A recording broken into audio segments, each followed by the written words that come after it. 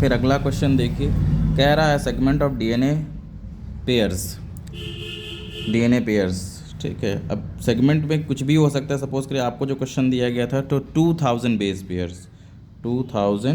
Base pairs दिया गया था। ठीक है, बेस पेयर्स कह रहा है find the total length of this DNA segment in nanometres. तो देखो दो तरीके से क्वेश्चन पूछा जाएगा, या तो आपसे टोटल लेंथ पूछेगा डीएनए सेगमेंट की नैनोमीटर्स में, या तो आपको लेंथ दे देगा और आपसे बेस पेयर पूछेगा। तो यहाँ पर जो पूछा है इसने बेस पेयर दे दिए हैं, टोटल लेंथ पूछ रहा है नैनोमीटर्स में।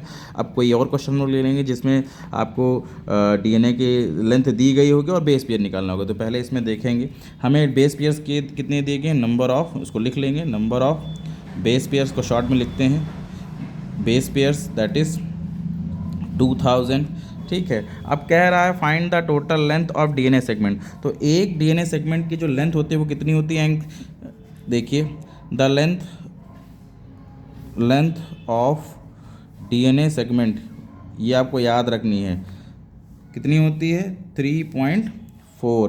कितनी होती है 3.4। और एंगस्ट्रॉम में अगर इसको हम नैनोमीटर में देखें कन्वर्ट करेंगे तो ये हो जाएगी 0.34 nm।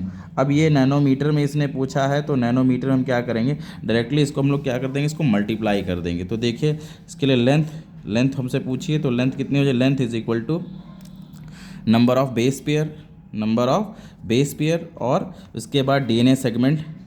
ठीक है, तो ये हमने शॉर्ट में फॉर्मूला लिख दिया, इसको आप याद रखिएगा, नंबर ऑफ बेस पेयर और डीएनए सेगमेंट की डिस्टेंस। ठीक है, डी फॉर डीएनए सेगमेंट की डिस्टेंस। तो हम 2000 इंटू 0.34, ठीक है, इससे मल्टीप्लाई करेंगे तो कितना हो जाएगा आप जानते हैं।